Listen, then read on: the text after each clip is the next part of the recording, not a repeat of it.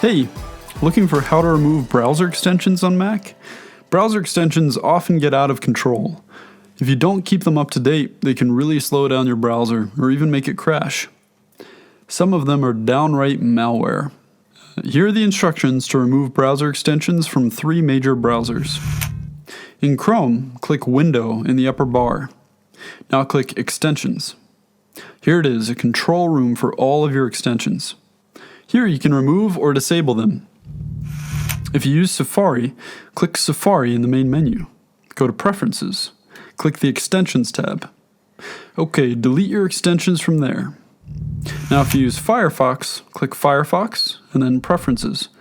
Now look at the bottom of the window. You'll see Extensions and Themes. Click on it. You found the Extension Manager. Now start deleting. Suppose you've deleted all the extensions that you don't want. Unfortunately, there's still background extensions on your Mac that you can't normally see.